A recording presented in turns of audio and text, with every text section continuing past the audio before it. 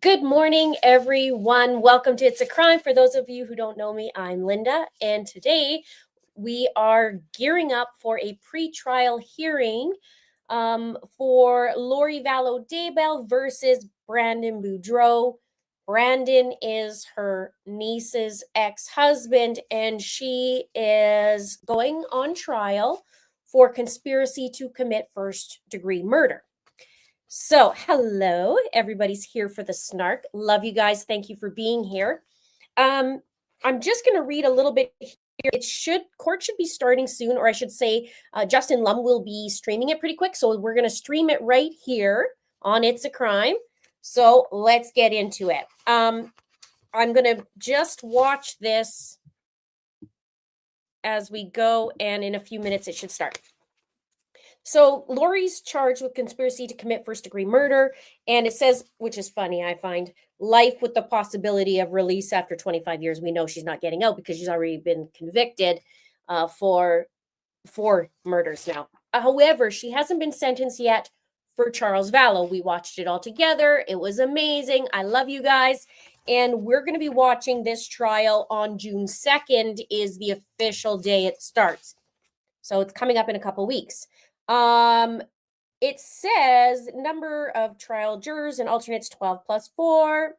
And where did I read that? I think there's 22 witnesses, I think I read. But let me just read this blurb so you guys know. It says brief statement of case to be read to jury. The state alleges that in the days leading up to and including October 2nd of 2019, Lori Vallow Daybell and her brother Alexander Cox conspired to commit first-degree murder of Brandon Boudreau. The state further alleges that Lori Vallow's co-conspirator Alex Cox drove a Jeep and belonged to Lori Vallow from Rexburg, Idaho to Gilbert, Arizona. The state alleges that on the morning of October 2nd, 2019, Alex Cox shot at Brandon Boudreau from the Jeep as Brandon was returning to his house at 3875 East Phelps Street in Gilbert, Arizona. Brandon Boudreau was not injured. So for those of you who may not know or haven't followed or has followed but forgotten, Brandon Boudreau, the attempt made on him missed his head by inches, this bullet. And this would have been after JJ and Tylee were murdered. Then it was Brandon's turn, so to speak. And then came Tammy Daybell after that. It says the state has identified approximately 22 witnesses for this trial. 5 of these witnesses reside out of Arizona. So that's what I have in this. There's also Lori filed a motion for a new trial, but that was denied. And I have the papers here. Now, it's a little bit long, but it says the court denies the defendant's motion for a new trial as there was no juror misconduct, no prosecutorial misconduct, no improper exclusion of hearsay testimony, and no lack of impartiality by the court. And then it goes in, and we could talk about that in a bit. Because it actually has a few interesting things in here. I didn't get to go through, I got through a bit of it. So that might be for another time. Now, did you guys see Lori's interview?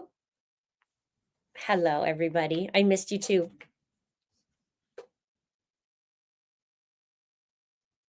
Hello. I will do a couple videos before the trial so we can catch up to speed. I'll give you my little bits and pieces that I've done over the years. I have a Brandon Boudreau playlist if you guys want to pick up on that, but I will do some fresh stuff because it has been quite a few years since I've been doing that. So we'll just do a little refresher. Even if it ends up being on live stream, or maybe we'll do it as a regular video. We'll see. It was awkward. I did do a video and let me rephrase this. I recorded a video. It's ready to be posted. It's ready to be edited, then posted. And I brought some snark in there, so I should really look at it and post it. Okay, so we have that. Now, let me just check.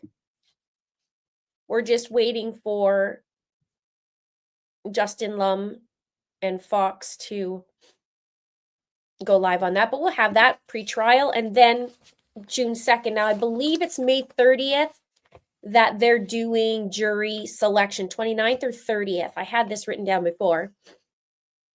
Thank you. Silent One says, Prosecutor Trina Kay listed 22 witnesses she could call to testify. 7 witnesses are from Gilbert Police, including Ryan Pillar, who testified in the Idaho trials. Yay! You're sweet. My information never goes old. Well, this is going to be interesting because for so long we've talked on the other parts of trials with Charles and with Tylee, JJ, and Tammy, and now we're diving into Brandon Boudreau, which was going to be good because I can bring you the bits about, Melanice and all that. So we could talk about that rather than they can't talk about that in trial. So we're just going to fill in some gaps. No loin fire on this one. No loin fire. Thank God. There might be a couple things though. And so we'll get to that. Here we go. Lori Daybell. All right. We have a number of things to discuss and get through here today. First of all is the motion for new trial the defendant filed. I received the response. I think the reply is due today. Is that being filed? Yes, Your Honor, I have it right here. And Is it ready to be filed? yes, Okay, we'll file that. You have a copy for the state? I do. Okay. The response, I'll take a look, or the reply, I should say, I'll take a look at that. The next thing I wanted to discuss was the state had filed a notice of its intent to use defendant's other acts to establish conspiracy, premeditation, and/or establish motive pursuant to Rule 404B. In your pretrial statement, you indicated you wish to strike or withdraw that? Correct, Your Honor. Okay, so that's withdrawn. Next, we have state's request to preclude the media from showing the face of a testifying witness, one of the witnesses. I'm assuming you don't really have a dog in that fight, Ms. Daybell? Or do you have a response? I don't have a dog in the fight, but I haven't had a chance to read over. I just got a bunch of this stuff, so I'm not really sure what they're asking for. Well, one of the witnesses also works in an undercover capacity, and showing that witness's face could compromise other investigations or things that that witness is doing. So it's a request to not broadcast his face through the media out into the public. And is this witness FBI or something to that effect? It's Nicholas Balance. I think he is an FBI agent. Correct, he is an FBI agent. And he's a relevant witness because of why? According to the state's notice, he created a PowerPoint regarding some of the Wi-Fi or cellular data Cellular location. and Wi-Fi use, yes. I have no real objection to him being obscured. I don't know how they'll do it, but All right, so I'll direct the media during trial when witness Nicholas Balance is called to testify. They can't broadcast his face out. They can focus the lower part of the witness stand or something like that, but his likeness or image or face should not be broadcast out to the public. So I'm essentially granting the state's request in that regard. Next, we have state's amended request for Rule 609 hearing and the defendant's response.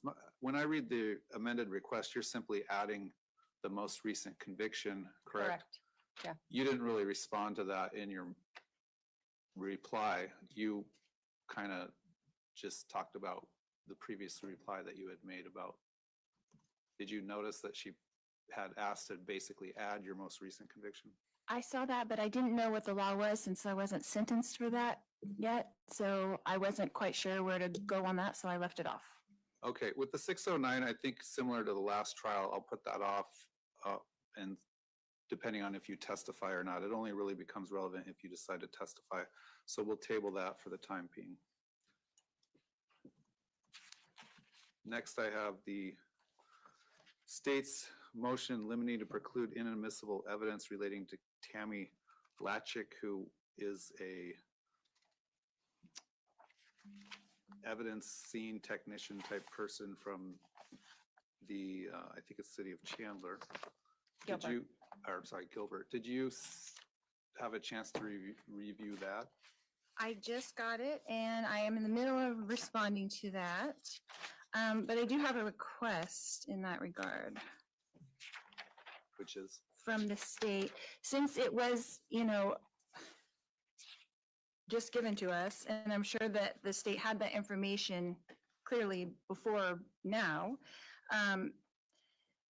We need additional information, and due to that late disclosure, I was gonna ask the state if they could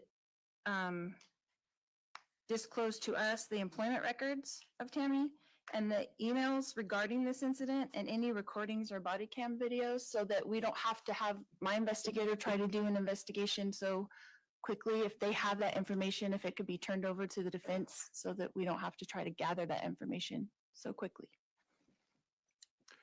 well, I don't think you're necessarily entitled to all those things if it's deemed that incident is irrelevant to her testimony. So I think the threshold issue is if you want to file a response where you think that is relevant, something that you can get into an incident that happened 4 years later, I guess when can you file your response? Without any further information, I don't know, when is that response necessarily due, Your Honor? It was filed May 3rd, so technically it's already past due.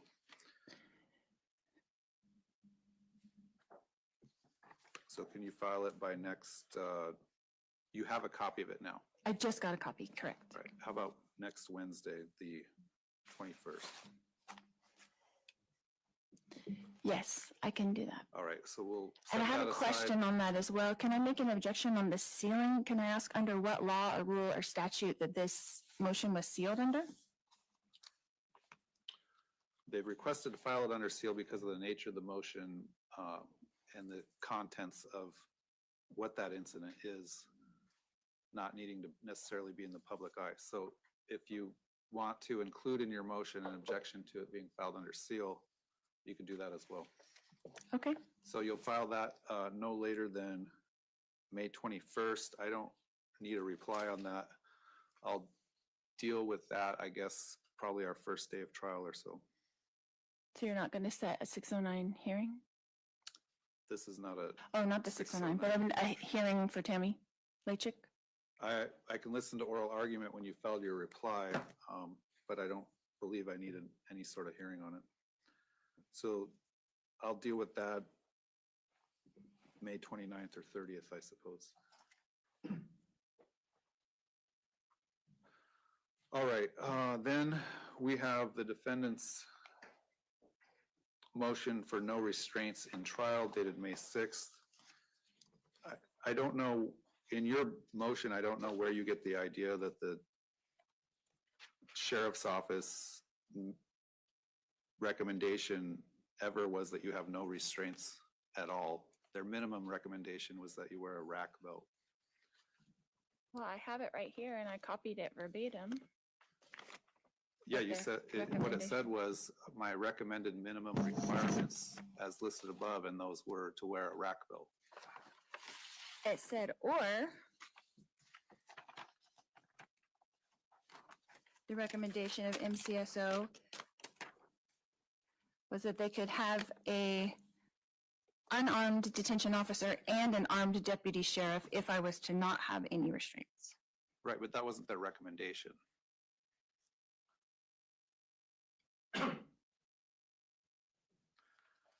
I've received, the defendant's motion, I've received non-party Maricopa County Sheriff Jerry Sheridan's response. On the MCSO security justifications, my understanding is that was his recommendation. Your Honor, Joseph V. Hill for the Sheriff's Office, if you have any questions. Oh, okay. Well, I'll deny the motion from the defendant. The same conditions will be set that we had in the first trial, that being you wear the rack belt, no leg brace. There was one incident during the trial where you asked to take a break because a strap was hanging down behind your jacket. We did that. We rectified the situation. There's been no indication whatsoever that the jury noticed the rack belt or anything like that. So I think those conditions are appropriate and will remain for the second trial. Your Honor, the jury was not polled to see if they noticed anything either. Was that correct? Right. There was no request for that.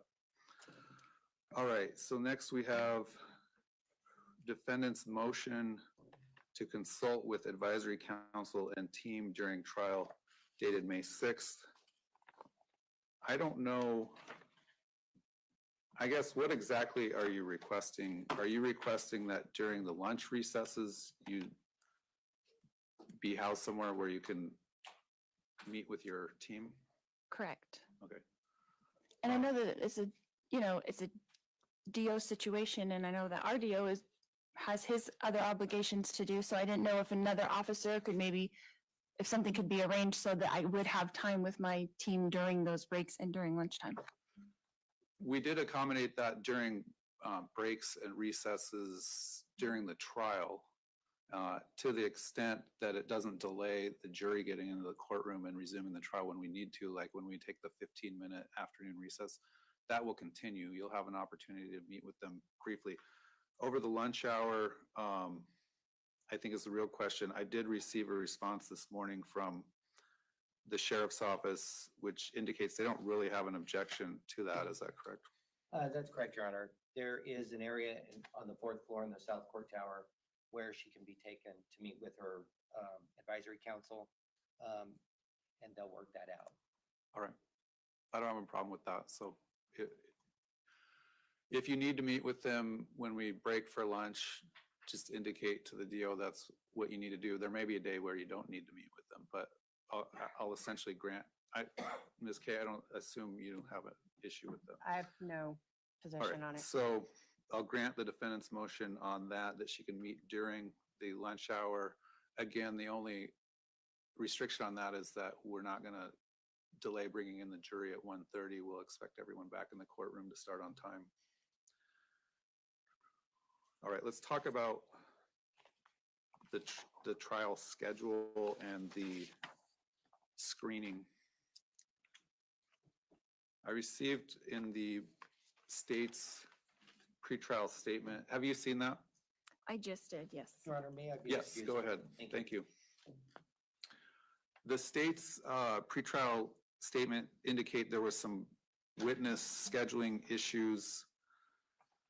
If we get the jury sat on the 30th and impaneled on the 30th, the last Friday in May, and we have our opening statements and begin testimony and evidence Monday, June 2nd, you indicated that the state indicated you would run out of witnesses either Wednesday or sometime Thursday. Correct. That are available that week, yes. Right, and then so we'll definitely go dark on Friday the 6th. I had initially indicated we would be in trial on that day, but if we can't have any witnesses here, we'll be dark on that day, and we'll indicate that for screening purposes for the jurors. I think we'll still indicate that we'll be in trial on the 5th, and we'll have to play that by ear. Maybe we will be dark, maybe we won't. But as far as when you resume on the 9th, you said you thought you would have 3 witnesses left at that point? Correct. Do you have an anticipation? Are those witnesses that would each take a whole day, or? I think it's possible I could finish that day. So ultimately what I'm getting at is trying to drill down the schedule and screening for the jury. Do we not need to screen them for the week of the 23rd? Obviously, I just received the defendant's 15.2 that lists 2 different expert witnesses. I did request that they actually comply with Rule 15.2 and give me any information about any of these experts. They've also listed other witnesses. So because of that, I would still screen them for the other week. Well, maybe we should address that. Is there still no report from Lonnie Dworkin that the state's received? I have received nothing. Do you have some sort of expert report you were disclosing? We will, Your Honor, yes. When? Well, when is that gonna be? Cause it's way past due.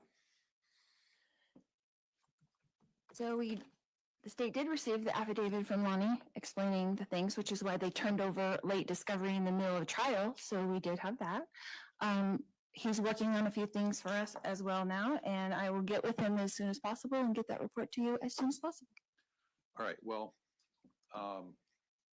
it's, depending on what's in that report, it is likely to be precluded at this point, but I'll keep an open mind on that, and I guess we'll wait and see.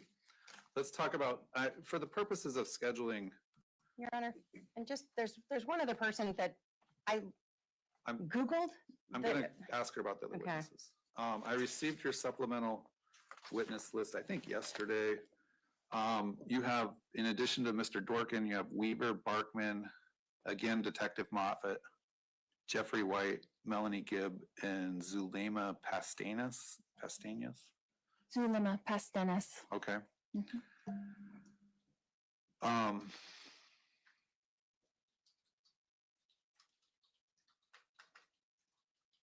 Was Detective Moffett also involved in this case?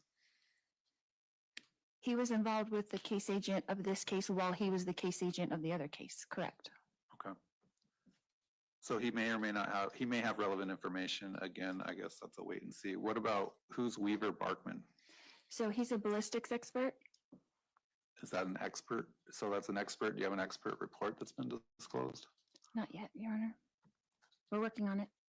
Your Honor, since I have not noticed a ballistics expert, that's a big problem, because if I get something, then I would have to do that. So the defendant's, again, extremely late violation of all rules of criminal procedure is a problem.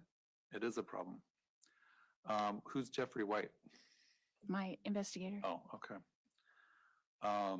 And do you have an idea of in what capacity you think he would be called? Well, we had made a request from the state for the car door and the window that the bullet supposedly hit, and we were going to have him inspect that as well. We have recently found out that those two things do not exist. So I'm not sure what they're going to be putting up as far as ballistics in their case in chief, so I was trying to have someone who could be able to look at whatever reports they're trying to put up and rebut anything that they're saying. Is Mr. White an expert in that area? Mr. Weaver? No, I said Jeffrey White. He's my investigator. Right, that's who I was asking, who has relevant information. What's Mr. White's relevant information for, why might he be called as into trial? Because he's interviewing the witnesses as well, the defense witnesses. So is it some sort of extrinsic impeachment if they, Correct. what about Melanie Gibb? So Melanie Gibb and Zulema Pastenas were both initially noticed in the state's 15.1.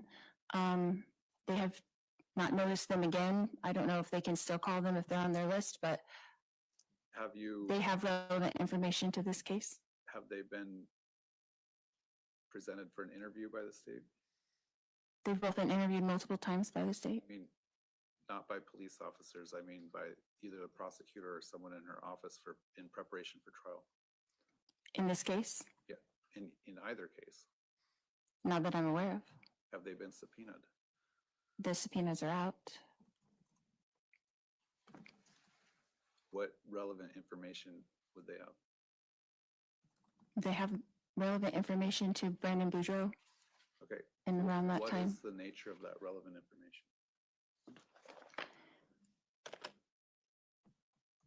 It will come apparent if they have to get up and testify, Your Honor. I will only call them if Okay, I need well, they're gonna them. be precluded if you can't give me some minimal, what relevant information they have. Just saying that they're relevant doesn't make them relevant. Okay? Yes, and is this procedure that I have to say what each of my witnesses are relevant ahead of time and give my whole case in chief Yes. over to the state? It is? Yeah. That's just how like- it works? like That's the- the rules of law? Stop interrupting me. Yes. That is the rule of law. That's just what the state does. They tell you what relevant information each witness has. So my answer is yes. So if you can't tell me what relevant information they have, they'll be precluded. They both have had dealings with Brandon Boudreaux and Alex Cox. So Okay, so does someone, you know, that was a server for them at a restaurant. It doesn't make them have relevant information as to this case. Anyone who came into contact with Mr. Boudreaux or Mr. Cox had some interaction with them at some point in their lifetime does not make them a relevant witness. So what is their relevance? the state had them on their witness list and they're saying they're not relevant? Apparently not. Are you calling them? No, they're not Right. on my, Police interview however many people they interview because they're working on the case. They don't know who has relevant information, who doesn't have relevant information. All the people that they interview don't end up being relevant. So because they're listed in a police report somewhere, doesn't necessarily make them relevant. Okay, their relevance lies in if they have to rebut something that the state puts on in their case in chief. They're just called in case they need them. They're subpoenaed in case I need them. All right.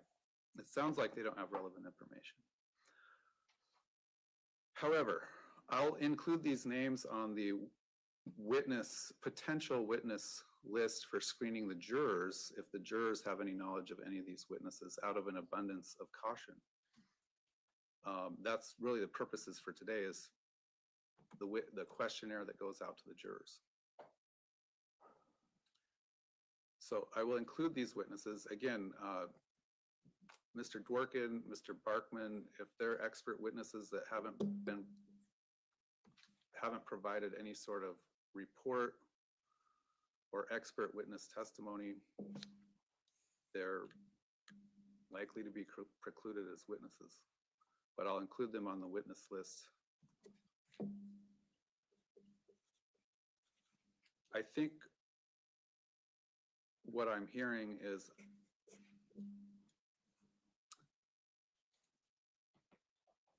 you said you might finish on the 9th or the 10th?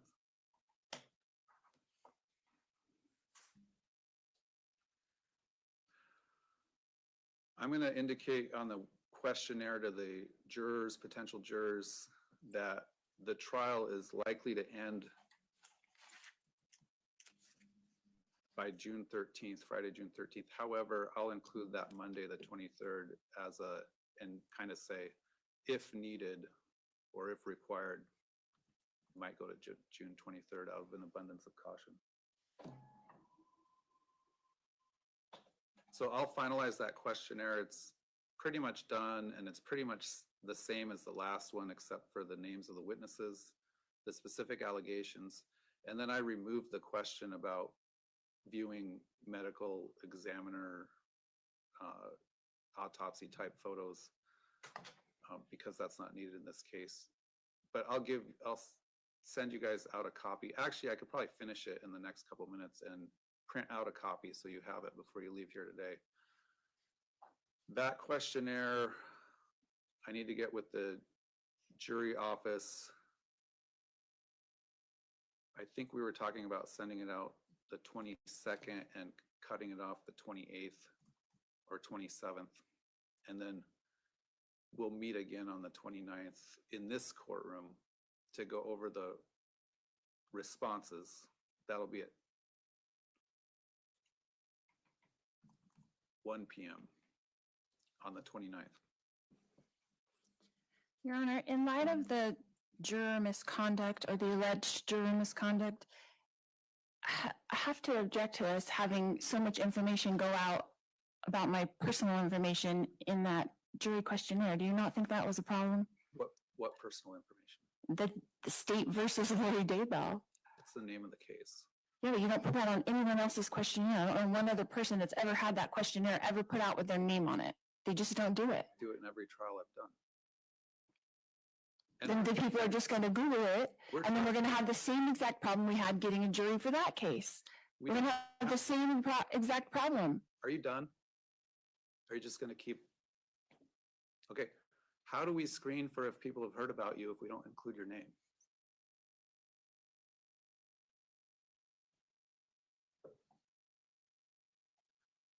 You have a response to that? I'm just saying, you gave them the name and they're just gonna Google it. They're instructed not to Google it. All right. And if you'll recall, when we had all the jurors come in person, one of the first questions I asked them in the afternoon was, who has looked up this case since you filled out the questionnaire? And we had 2 or 3 people raise their hand, and those people were excused. So I have to include your name to screen out for the people that know about your case. And we released about 100 jurors last time because of their answers to that.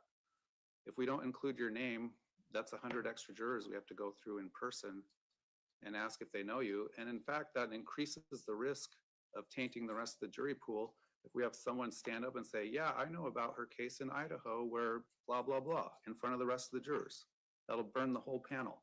We'll have to start over. So I'm gonna include your name in the questionnaire. I don't think there was any other personal information or background information about you in that questionnaire other than your name. So was there any other issues you had with the questionnaire? No, Your Honor. So the schedule will be, we'll meet 1 p.m. to go over those answers on the 29th. On the 30th, we'll meet at 10. We'll have walk-in jurors that morning that will fill out the questionnaire. And then the people that survive our screening on the 29th, and those that survive the morning of the 30th will come in the afternoon of the 30th. This will be back in the courtroom we were in last time, 5D of the South Court Tower. Again, I expect to seat that jury at some point that afternoon. And then we'll plan on going Monday through Thursday, June 2nd to June 5th. Then June 9th to June 13th, and if need be, June 23rd. Your Honor, Yes. I would have to ask that you would recuse yourself from the obvious personal bias that you have against me and send us to master calendar for this scheduling of a trial. And what personal bias is that?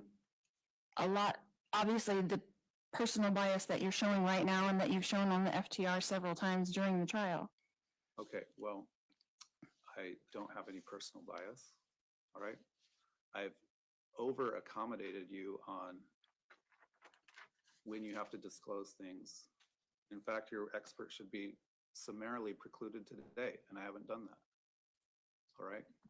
So You denied every single one of my motions since for a year and a half that I've been here. Every single one of my motions has been denied. And have any of those motions not have merit? You've denied every single motion. I think I was here this morning about 15 minutes ago when I granted your motion to meet with your attorneys over the lunch hour. I have granted other motions of yours. Okay, That's the first motion that you've ever granted well, in my behalf. file motions that have a legal basis and I might grant them. So you're saying none of my motions have had merit? Not many, no. And none of the motions that my first team, you denied every one of my first team's motions. You denied every one of my second team's motions. And now you denied every one of my motions until today. I haven't denied every one of your motions. Every single one of their motions was denied. Every single one of the second team's motions were denied, and all mine. So you didn't come into this with any bias against me in the first place? Again, file a motion that has legal merit, okay? And none of my attorneys ever filed a motion with any legal merit? They filed a motion on your behalf, the first team, to preclude media coverage, and I issued my ruling according to the law, all right?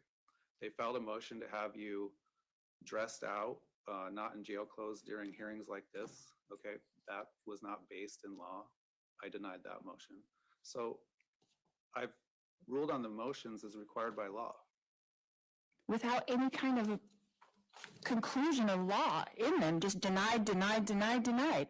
Does that not show a bias and a prejudice against one single person? All right, are you done?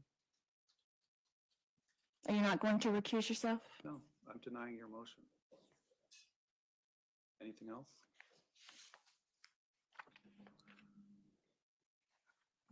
All right, I was handed a motion to suppress all evidence pertaining to Jeep Wrangler. I have not received that. Did you probably got a copy of it today or not? No. Oh, do we need to make copies? All right, go ahead and make copies for the state. I also have a motion to dismiss for non-preservation of crucial evidence. So make a copy. I guess the state can file their response to those.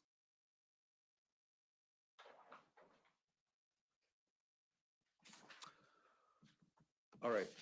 Anything else for today from the state's perspective, No, Your Honor. from the defense? No, Your Honor. All right, we'll see everyone on the 29th at 1 p.m. Again, that's in this courtroom.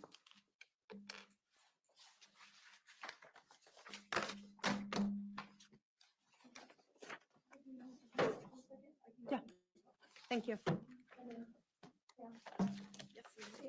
Thank you.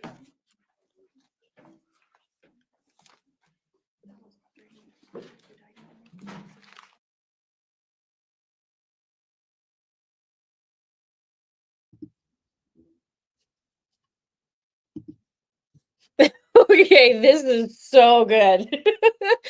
This is gonna be the trial to watch, okay? Holy man, if you're just joining me, oh my gosh. Lori Daybell has brought the snark today, and she just asked the judge to recuse himself from the trial.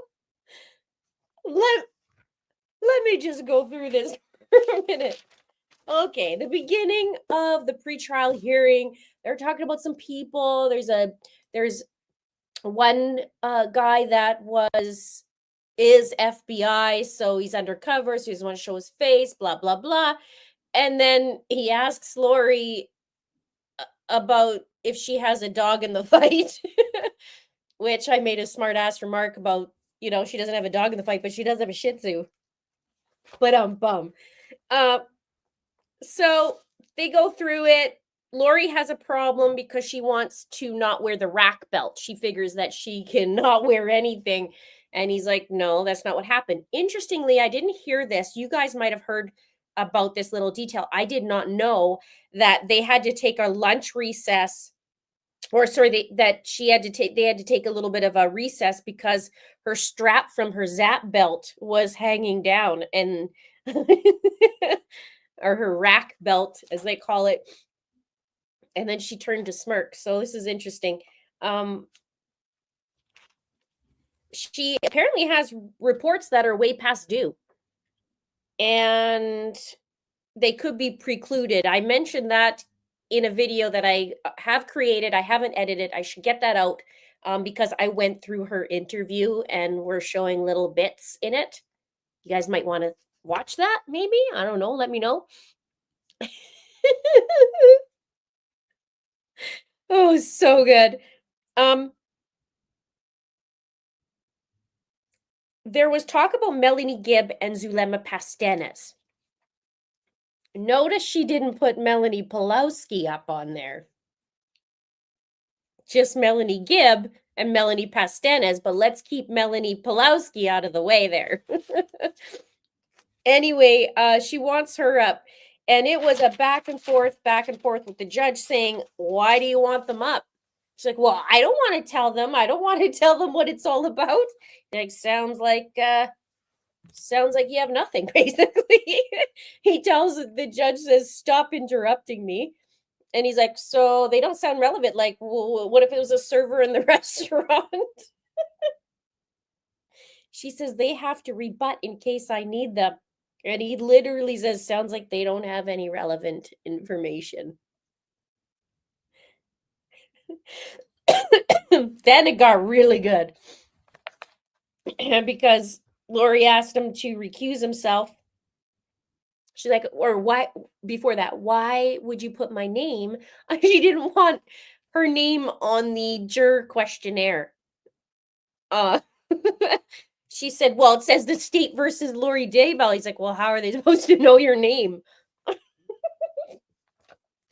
I'm sorry, I'm giddy with delight. Because it's Lori, and we so wanted him to fight back, didn't we? Like, he gave her pretty, in Charles Vallow trial, he gave her a lot of leeway. And they have to be fair. And so today he's not putting up with her crap. Are you done? Guys, that made my entire week. I don't know about you, but that made my entire week. So Carla says, I'm so in love with him today. Me too. Now, in terms of scheduling, they're going to start on May 29th. I'll be here for it if they do jury selection on camera. If not, then we just figure wait for that. And then I remember him saying last time it'd be the 29th and 30th, and then June 2nd will be opening statements. They're going to be dark on Friday, June 13th, which I wish, it was, because it was still going because, of superstition, and Lori likes that. June 13th, Friday the 13th would have been real good for her. But they're dark. And then he's going to save the 14th, 16th, just in case they need to go over. So that'll be 2 weeks long. And this court or this trial will do Fridays other than that 13th. Whereas Charles Vallow's trial was only Monday to Thursday, and it was short. It was like 11 o'clock to whatever. But on the 29th, they're going to start at 1 p.m. So if I can be here, then I'll be here. Or I'm sorry, if they are streaming it, then I can stream it. And so that we could be here together. The real angel girl says she got up on the wrong side of the cot. This was so good. Yeah, he just got bumped to the dark list. This is what she's doing right now. She's like, Judge.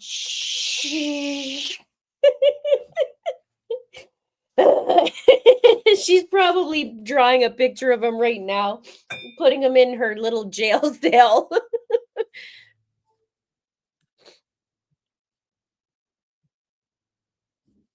I just thoroughly enjoyed this morning. It is wild. What a piece of work. Exactly. Hey, Dave, may the 4th be with you.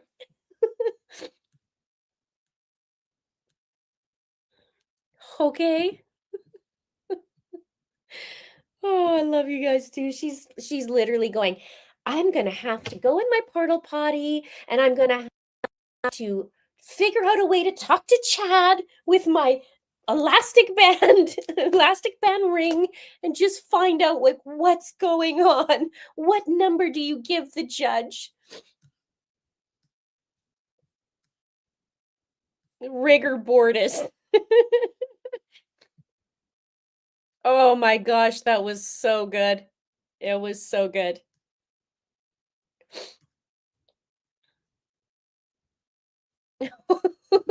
Hori is Raider of the Lost Snark. Oh, let's talk about that motion, okay?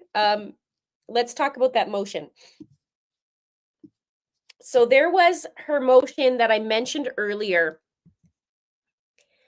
and she filed it. The one that I have is the state's response to it, because she wanted a new trial, because she's saying that there was misconduct, that was prosecutorial misconduct. There's improper exclusion of hearsay testimony and lack of impartiality by the court. So imagine this. This was filed May 6th, and I think I saw a response on the 11th, which was just a couple days ago. And now apparently there's a new motion. Where did I put that? To suppress. Okay, wait, before I get into this other motion, we got to talk about this. She has a motion to suppress evidence of the Jeep Wrangler. Okay? Now, if you don't remember, or if you're just chiming in, the Jeep Wrangler is the Jeep that Alex Cox, he was in Idaho. Tylee used to drive the Jeep, which used to be owned by Charles. Tylee was driving the Jeep up until she was murdered in September. On October 2nd, on October 1st, or second morning, I think it was the first, there was that little visit to the storage unit. They took off the tire that goes the back of the Jeep Wranglers, and they took the seat out, the whole back seat. So the Jeep was used. Alex drove to Arizona and attempted to kill Brandon Boudreaux. In the morning, Lori and Chad were chit-chatting on the phone all morning, and Melanie Pulowski and whoever else was in there. And so the Jeep drives up to Brandon's house, which is a new place that he was just moved into, and the only person who knew that address was Melanie Boudreaux, aka Pulowski. So they get the address, go to Brandon Boudreaux's, and that morning Brandon brings his kids to school, some to school, and then the little ones was the child exchange to Melanie Boudreaux. So after the child exchange, Brandon goes to the gym, comes back home, and when he comes back home, somebody tried to shoot him, and it missed his head by inches in his Tesla. He calls 911, and then he drove around and then called 911, and he's heard freaking out on the phone. So Lori wants to suppress all the evidence of the Jeep Wrangler, and they caught the Jeep Wrangler on one of the CCTV cameras, like on the freeway. We call it a highway in Canada. I think you guys call it the freeway. So there's that.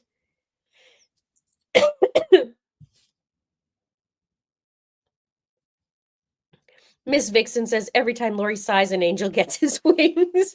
I love that.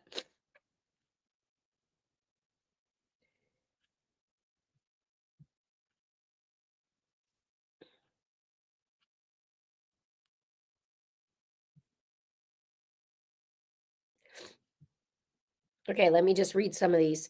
Judge Ned. That's what we're gonna write. Judge, that's it. He's the second Ned. I'm surprised she didn't shih tzu it this morning. Oh, so good. This was a good morning. Now,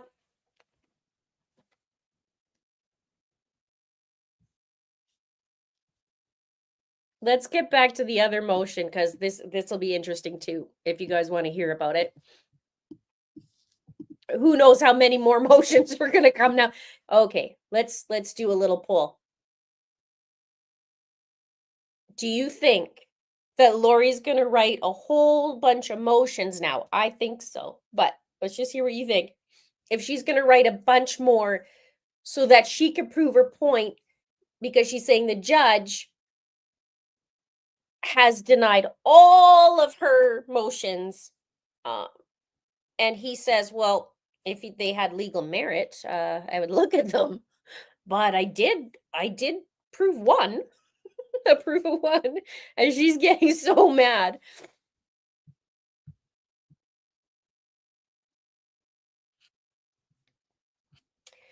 So, do you think that she's going to file a bunch of motions from now till the 29th? Now, the reports she's supposed to do too, she's dropping the ball on. The ball.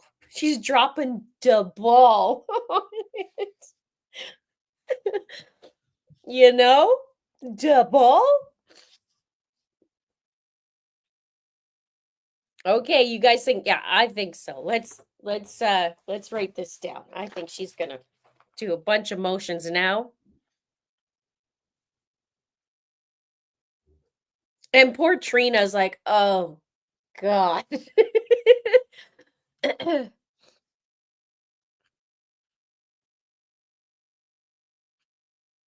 course she will motion bomb. Yeah, she'll find 100. She's like, I'm gonna prove it. This is why he needs to recuse himself. The best though is at the very end, she just gave in and was like, yeah, yes.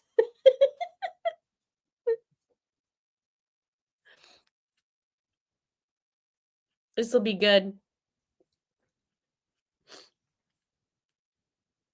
This is wild. Yeah, are you done? Stop interrupting me. So good. Yeah, now, her favorite word is precluded, but I did put that in my other video. I'll get that up. I'll go to the coffee shop today and sit and edit and get my stuff done. Let's see what else. Let's go back to this motion. Okay, so previous to this whole debacle today, Lori said there's juror misconduct. And it said, this is again from the state, said after the verdict, the jurors were released from the admonition and had to face a mob of journalists questioning them as they waited for the bus to take them to their vehicles. Juror number 15 was one of the jurors who was caught by the media. Juror 15 made multiple statements that were recorded by multiple agencies. Video on YouTube from Idaho News on Demand shows the first contact by the media with Juror 15 as he was exiting the South Court building. And then they have the YouTube URL. In this video, there are multiple media agencies rushing up to Juror 15. It is clear from the fact that you see the media running up to the juror that this counter with the media occurred before the video cited by the defense, which was conducted next to the street bus stop. In the initial media contact, one of the media asked Juror 15 and another juror, were any of you folks aware that this woman had already been convicted of 3 homicides? Juror 15 responds, no, I did not. Juror 15 and another juror then asked, there is a lot of backstory here, and this woman has already been convicted of 3 homicides, and they obviously didn't want you folks to know that, and nobody knew that during the deliberations. Is that correct? Both Juror 15 and the other juror both said no. Oh, weird. I'm having weird deja vu right now. Weird. Juror 15 was very clear in this immediate contact with the media that he did not know about the defendant's prior criminal history prior to reaching verdict. A few days after the verdict, Juror 15 participated in an hour-long interview with Lauren from Hidden True Crime. Oh no, I can't say her name today. Her last name. Which is funny because they have Lauren as her proper spelling and then her non-proper spelling on below. It's weird. In the interview, Juror 15 states that everyone was respectful of not telling him anything about the case while the trial was going on, and that if anyone would have, I would have put up a hand. During this hour-long interview, Juror 15 stated that after the verdict was read and they were released from the admonition, he started Googling Lori Vallow while still in the jury room. During the interview from 1530 to 1540, jury 15 asked it. And so it goes through the whole, it goes through the script. So basically Lori's going through and it says this juror was basically mobbed by the media while just trying to get to the juror bus. During this time, Juror 15 made one sentence that seemed to imply that he had looked up information about the defendant's prior criminal history before reaching a verdict. Looking at all Juror 15's interactions with the media, it is clear that he's remained consistent, that he did not violate the admonition.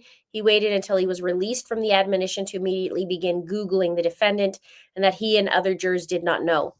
This is funny. Just wonder what Lori's trying to do all day, get all her family to go watch everybody. Hi, Lolo.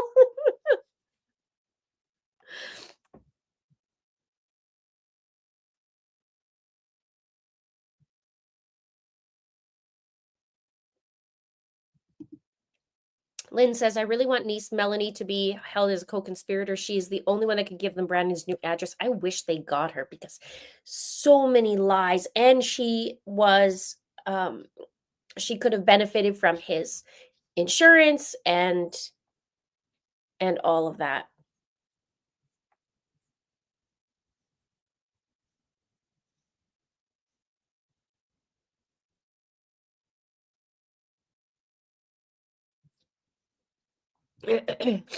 She needs to recuse herself.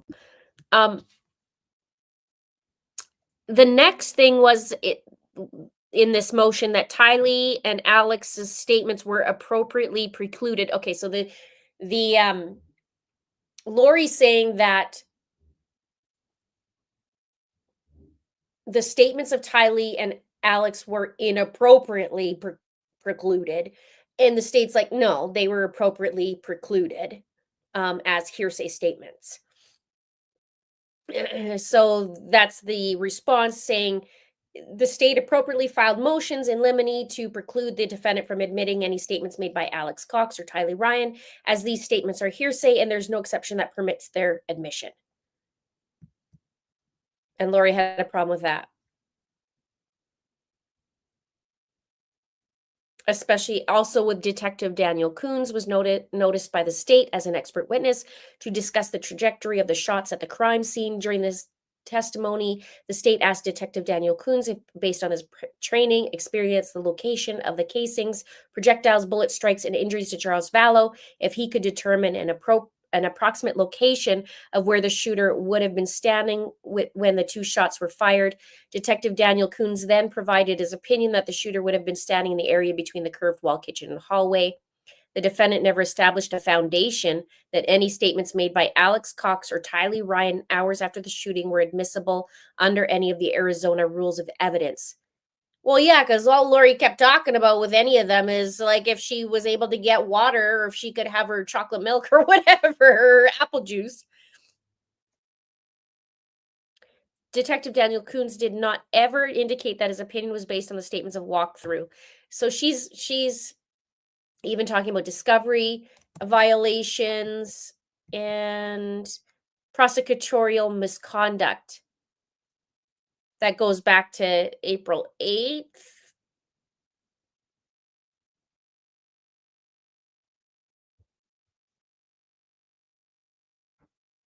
Yeah. Lori is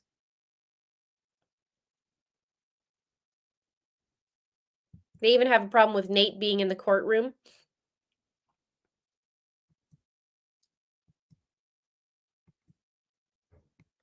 Wow.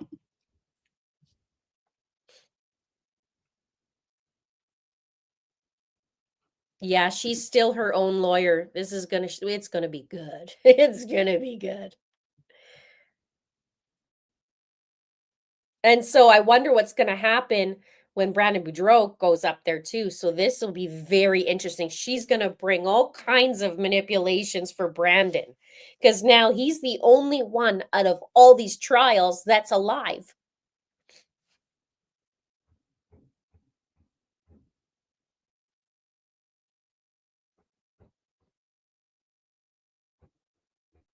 Don't mind the banging.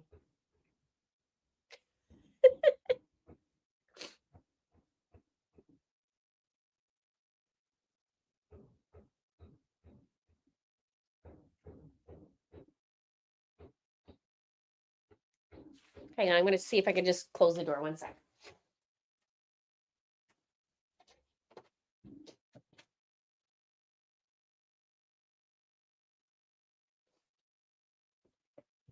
Okay.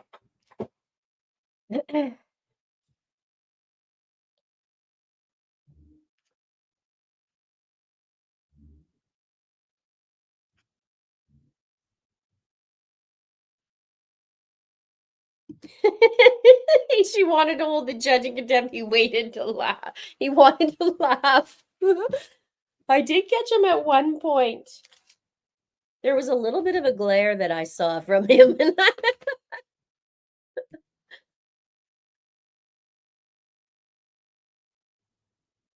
Yeah, right? Victoria says, Lori to Brandon, did you see my husband Pat bought my behind when we took the tire off the Jeep? At the time, he wasn't even the husband either, right? She was the harlot.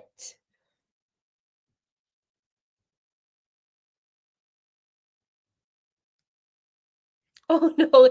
Are you wondering if that was my son banging? It's not my son. He's on a field trip today.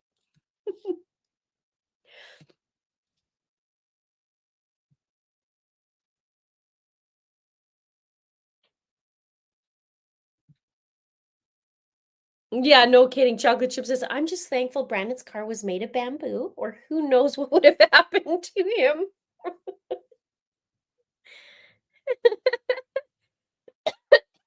Okay. And so now she's gonna be like, um, so do you know the car is made of bamboo? And there shouldn't be a bullet. She said alleged, didn't she say alleged bullet? The alleged bullet in his car, whatever. She wants the Jeep excluded from evidence. And the Jeep is the primary part of the case, so I see why she wants it precluded.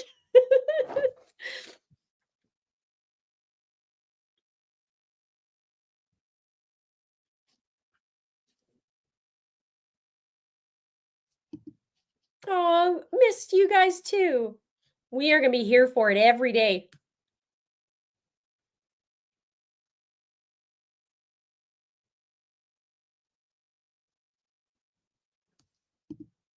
Oh yeah, thank you. You know what? I gotta get Brandon on here.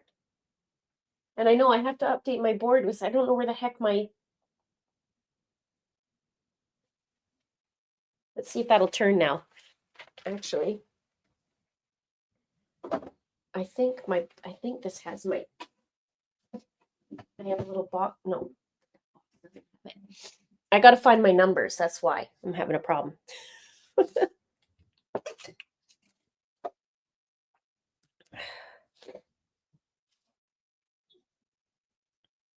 Yeah, supposedly hit the car.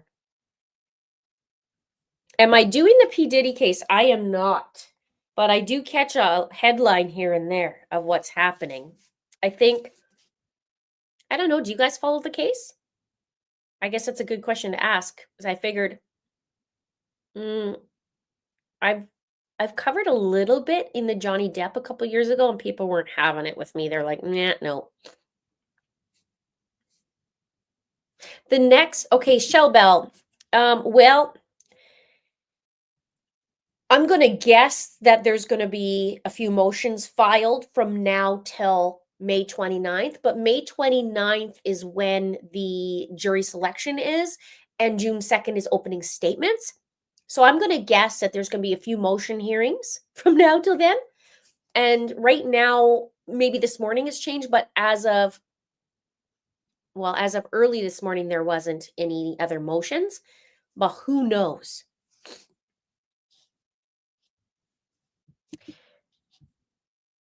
Victoria says you would probably be great sifting through the crazy Karen Reed evidence. Be interesting. I haven't followed real close that, if at all. And I mean, I've heard of it, but I haven't followed it all. But you know me, and I love to sift through that evidence. Maybe I got to do that.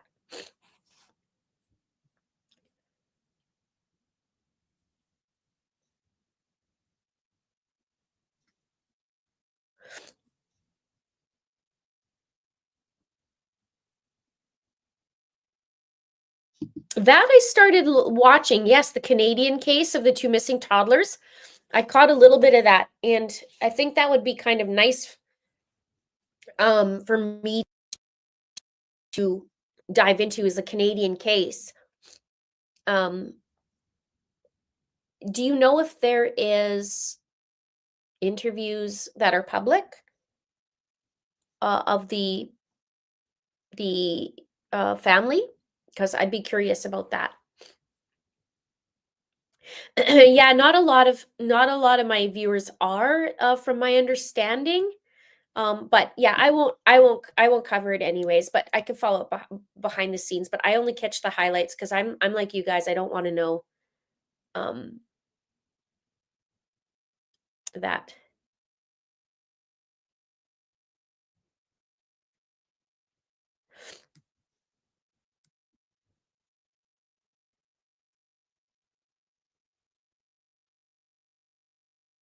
Yeah, you guys want me to do that? I can take a look.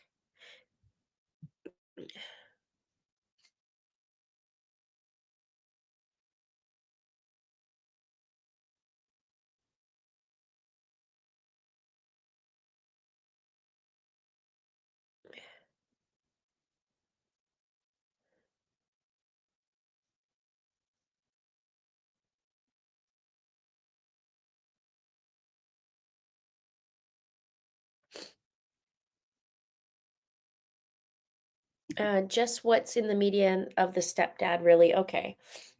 I know I read a little bit and I went, wait a minute. That's when it first happened.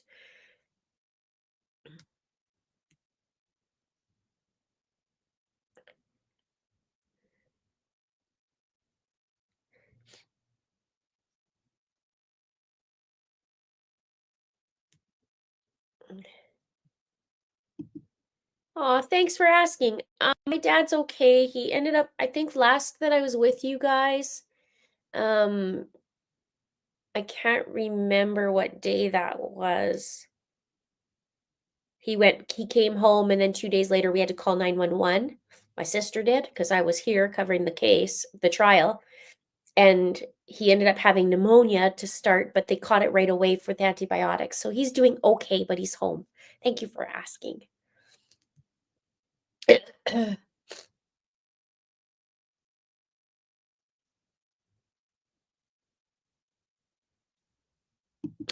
Thank you. So let's see what other motions are going to be filed with Lori. We're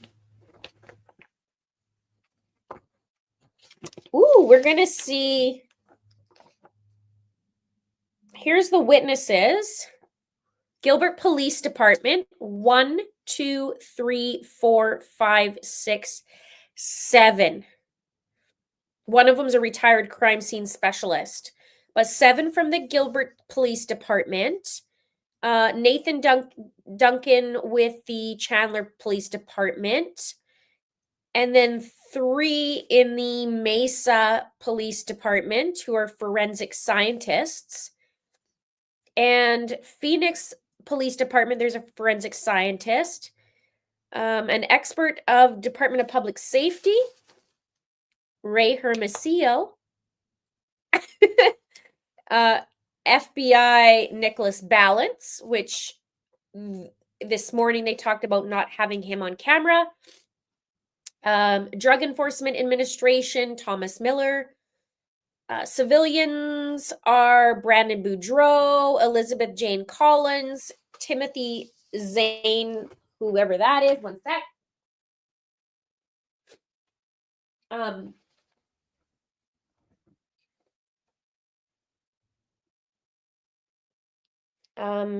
Robert Anthony Abitamarco. Oh my gosh, that's like 1, 2, 3, 4, 5, 6, 7, 8, 9, 10, 11 letters long. Lynette Mendoza and Dan Moss. Well, we know Brandon. Estimated trial days 7 to 10. 22 witnesses for the trial. 5 outside of Arizona.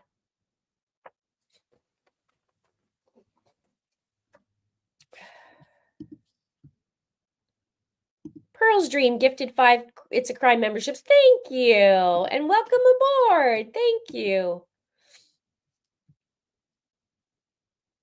Brenda says Judge Boreski in all his judgy days has never been so tired of a defendant. Man, he was up to here today. He's like, you know what? We do love our Ray. I don't know. I started sneezing this morning. I don't know what's going on. I hope not. I cannot. 1 second, guys, because I don't want to blow my nose in front of you. That's not nice.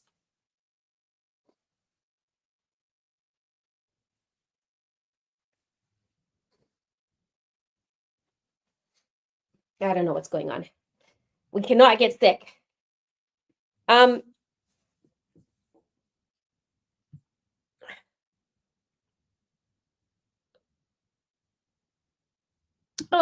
The lab and Chris McDonough on his channel covering the parents' interviews. Interesting. I gotta talk to Chris.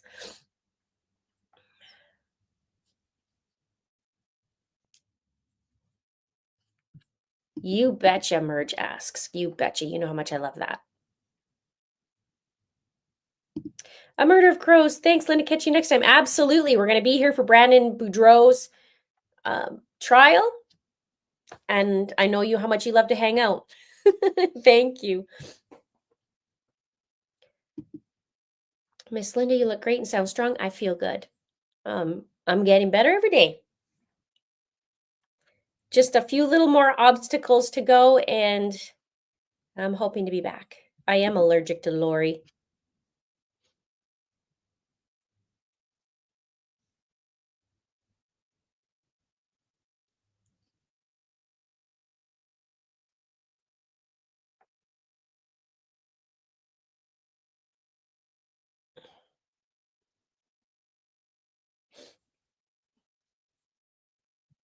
Susan J, I meant to ask you if you got my email back. I know you sent me an email. I feel like that was a couple weeks ago, but time might be a little bit wonky. And I sent it back, and I'm curious your thoughts on it. Dave, nice to see you.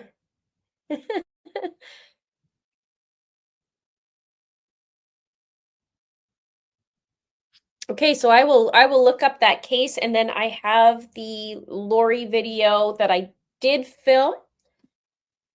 Do I have it still on my phone?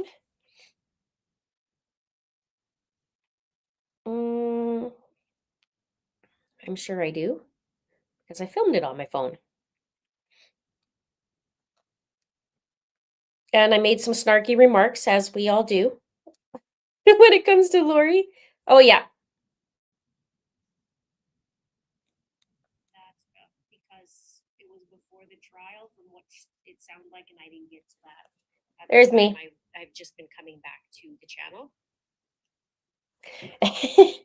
So, there. I got to get that done. And what would you like to see in this Brandon Boudreau case?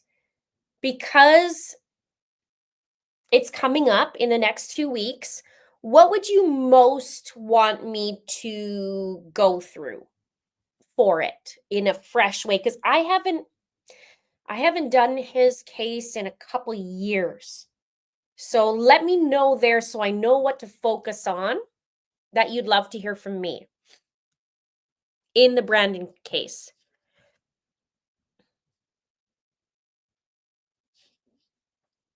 Jody says, I think the judge will not give her any leeway because of her BS from the last trial. I love that he's cracking down on her. I love it. I can't wait. Oh, thank you. Yeah, it's been so up and down. My dad's gonna be 86. My mom just turned 85 and my dad's gonna be 86. I have older parents.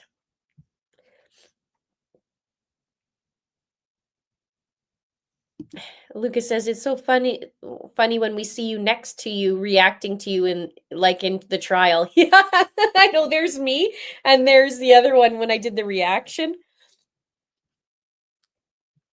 Timeline. A refresh on it.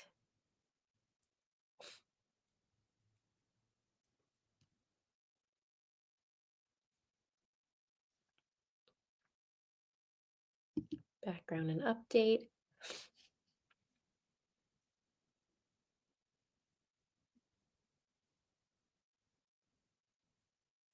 Okay, you got it. Do you, Lyndon? Break down it. Okay, I will.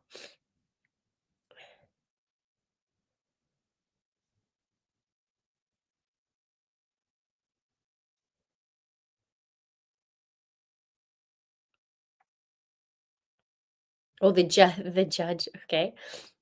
I want to hear more details on Melanie's events and how her and Lori connected. Okay, you know what? I got you. Girl, I got you. Because I've been working so long on this case and it's the little tidbits that fit into all that. Yeah. Oh, I know. That's so hard.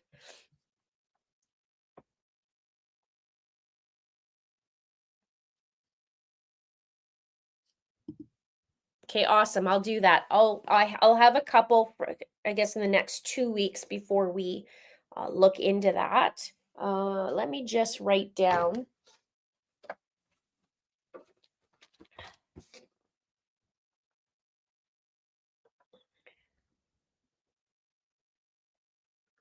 I cannot be getting sick. I don't even know how I could be getting sick. Probably because kids in the school.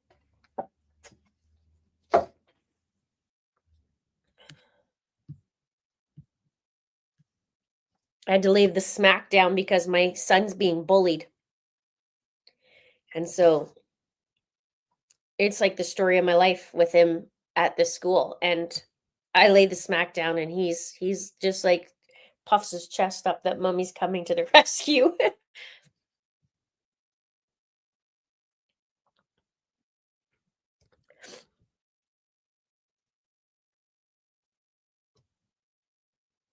Yeah, Brandon did have life insurance. I'm sick of Lolo. Bullied again. Yeah, same kid.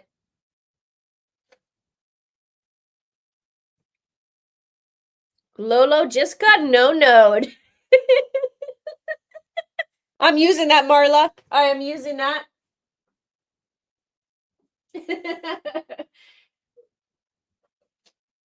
Like my Lolo's going solo.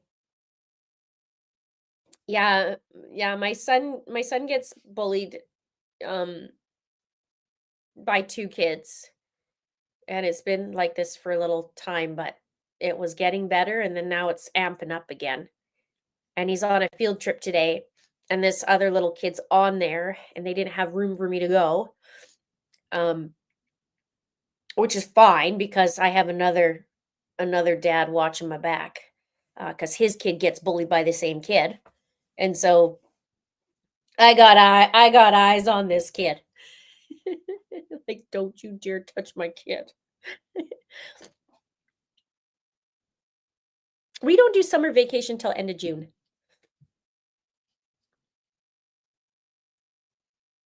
Lolo hits a new low.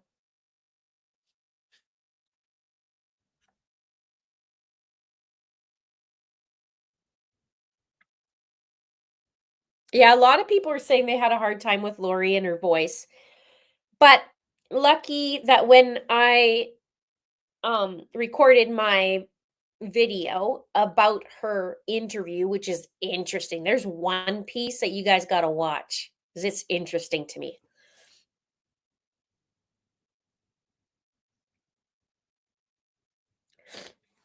One more sec, guys.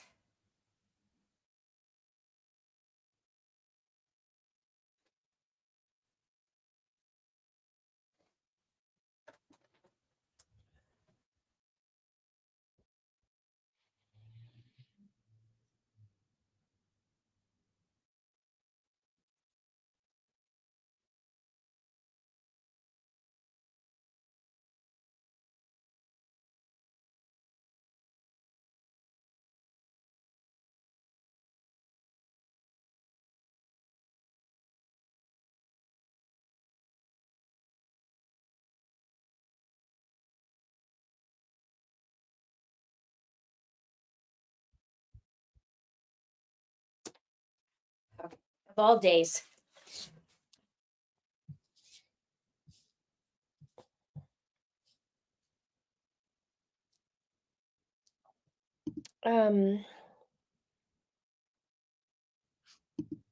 Didn't Lori say something about Melanie would be getting some money around the brand that Brandon was shot? Yeah, $1 million. Now, let me just get you guys. I have a playlist that'd be worth checking into. Content playlists.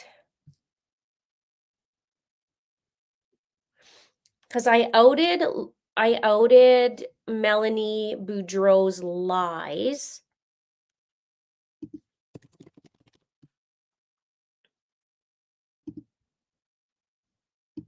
But I will update it because there's some new things, you know, on the list or on of the case. I'll give it to you guys there.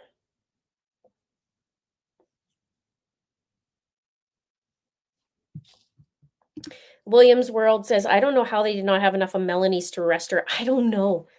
I don't know how that could be, but because there's so many lies. I guess because, yeah, I don't know. I don't know how she did. there wasn't enough evidence. There's not enough evidence from Chad either.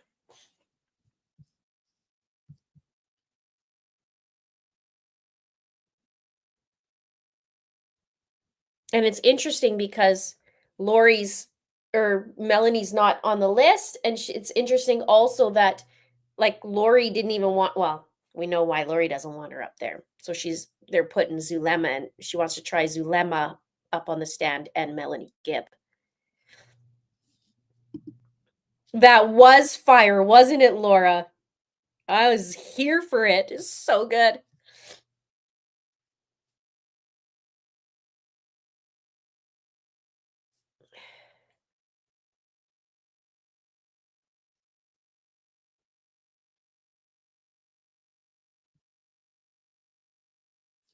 Yes, Patty says, remember Lori and Chad was going to live off Brandon's life insurance. But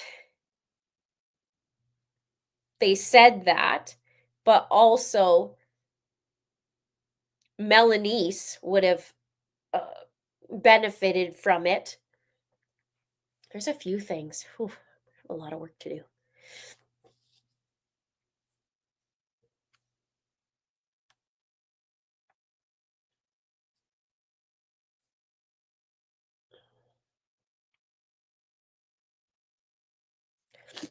Maui girls, did you guys read Lori's sister's statement she wrote after her last trial?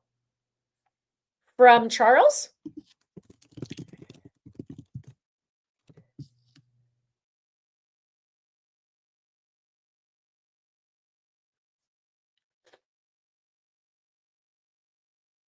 I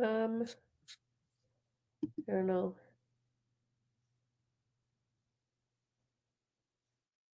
Or are you talking about the one from the year before?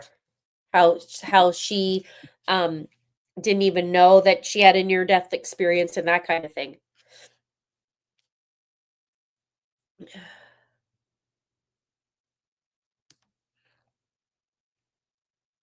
Brandon is in insurance as well.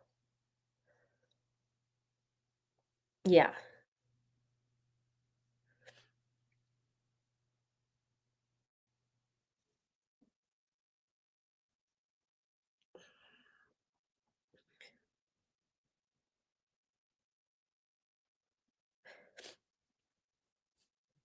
Yeah, so, well, looks like we have a couple things to chat about. We'll have that upcoming. And in the next 2 weeks, I'll give you guys the info snacks on some videos.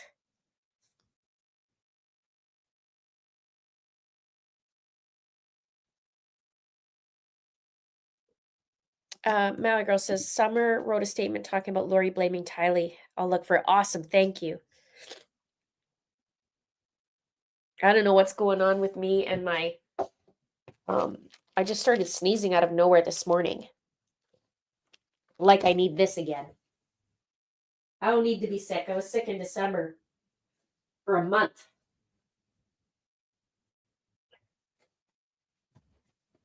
We don't need that.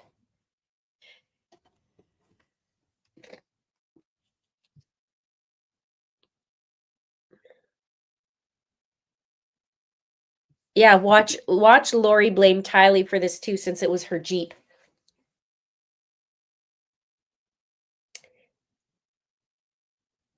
And I think that Jeep, I think it still had Texas. I want to say it had Texas plates on it, if I remember correctly.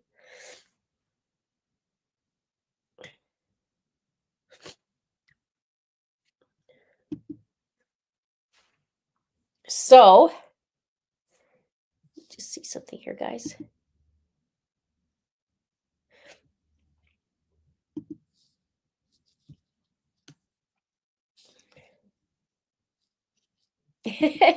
Back on track with Kat says, I love your channel. So glad you're back. Thank you. Thank you so much.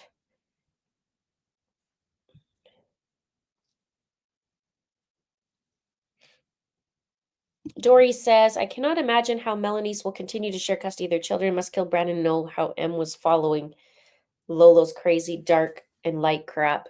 Yeah, it was nuts because even around that time, like Lori was splitting with Charles. That's when Melanie followed suit and split with Brandon. He didn't even know what was happening. Thank you. I don't normally have allergies, but I mean, I do to gluten, but um I didn't know I had environmental for years. I used to be allergic to trees.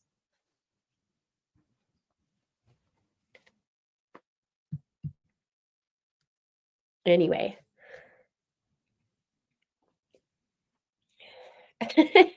Thank you. Oh my goodness. Who knows? Maybe I might be getting sick. Like, you know how kids are, they're just get sick they come home with germs from school.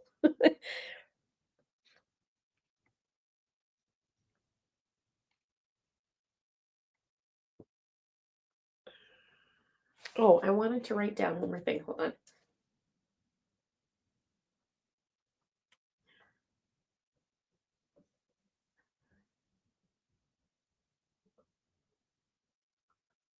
Okay. I love that Lori's wanted the judge to recuse himself. It was so good. That made my day. My face actually hurt from smiling so much. Rupal says, sending a little towards your channel. I appreciate your work and supporting you with your parents and all. Thank you. Nice to see you back and come on your live. I haven't for a long time. Well, you are so welcome here. I love this community so much. And it's so nice when we do live streams. We just be together and hang out and chat and look at, Lori being an idiot. Laura says, Linda, how have you been? Seems like forever since we've seen all each other. I'm okay. I'm taking it day by day. I'm doing okay. I'm glad to be back. It goes like this with me right now, but I'm okay.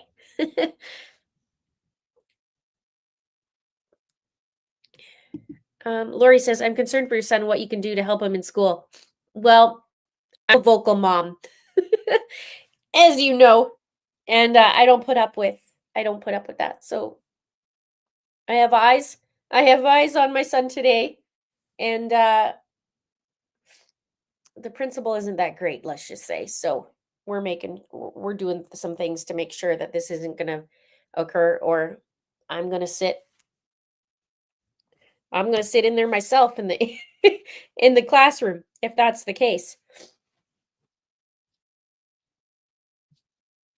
Oh no, I super appreciate anything, even you guys being here. It doesn't have to be monetary. Just even you guys being here is super support and watching my videos.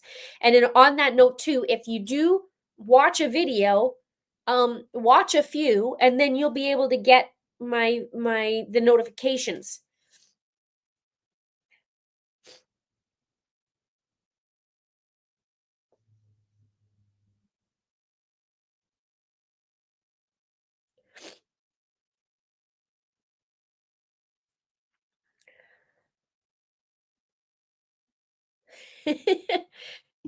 Well, I just told my older son, and I love my older son that said, he's like, you want me to go visit the school? You want me like the mafia? He's like, you want me to go handle it? Yeah, I do.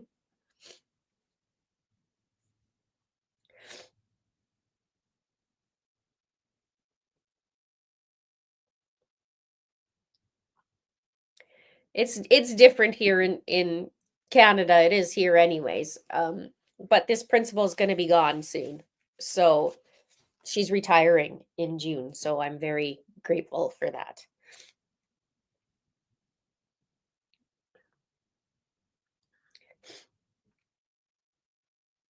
And this little bully was okay for the last whatever since September, but now he's starting to act up again.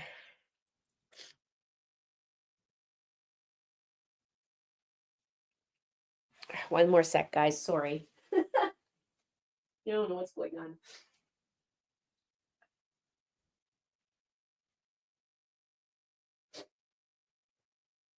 The cutest thing though happened with my son. This would have been last year, maybe the year before. My son's puffing his chest out. He's like, I was like, how come you're so happy? He goes, I knew you would take care of this. And then he says, I'm so glad you did because dad's just too soft. That's funny.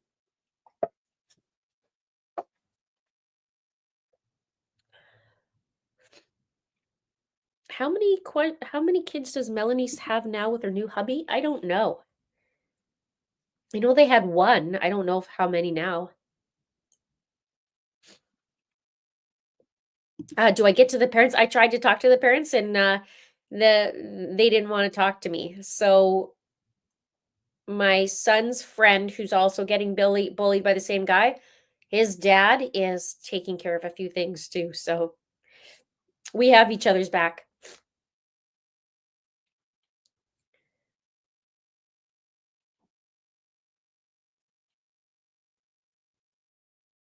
Yeah, no one bullies his sister except for you. Yeah. Yeah, my son is 10 and my older son is 22 and my 22-year-old's like, "You want me to take care of it? I'll take care of it." Oh, this is cute. I got a mug for Mom's Day. Don't mess with Mama's sores, you'll get your ass kicked. I love that.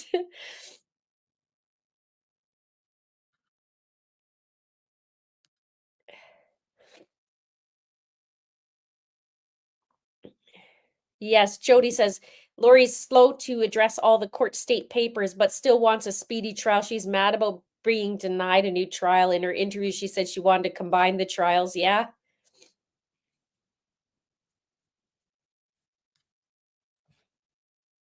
This is that mug's amazing. You get your ass kicked.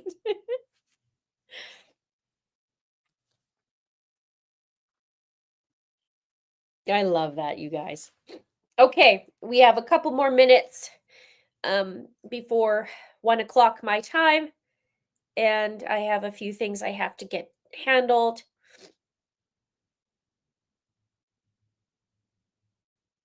But I love being here with you guys. If there's going to be some other motion hearings, perhaps if I get enough heads up, I'll be able to do a live stream on that because it's going to be interesting.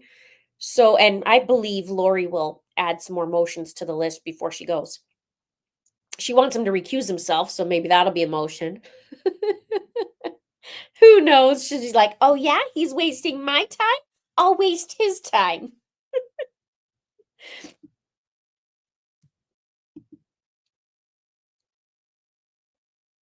Oh, we are bringing the snark on, and Victoria, you always bring it too, so we'll be here for it.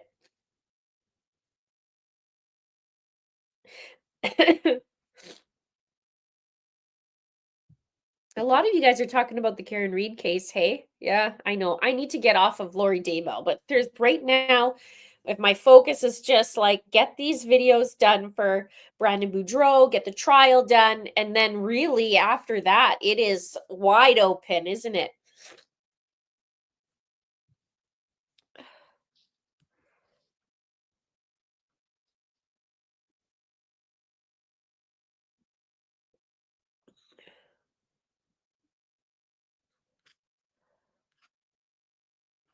Parenting is hard.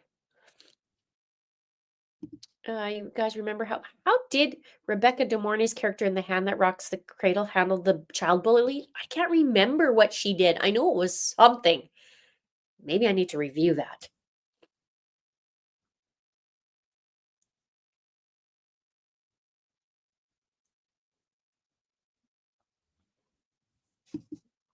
It's almost 5 a.m. Thursday morning here in Victoria, Australia. Had to stay up to watch Lori have her butt handed to her on a platter. Isn't that good? You see me doing one of these all the time.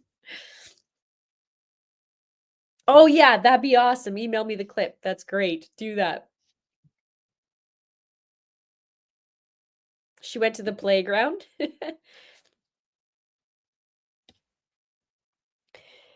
All right, you guys. thank you so much for watching with me. Thanks for chatting. Thanks for the super chats. Thanks for being here. And we have to do this together. So in a couple weeks, we're going to be bringing it on. I'll do a couple of refreshers and away we go. Bring the snark because this one will be the ultimate snark. This is Lori's last kick at the dog, not the cat. She's bringing her best Shih Tzu out. So we got to be here for it. Ugh. Okay, what's that?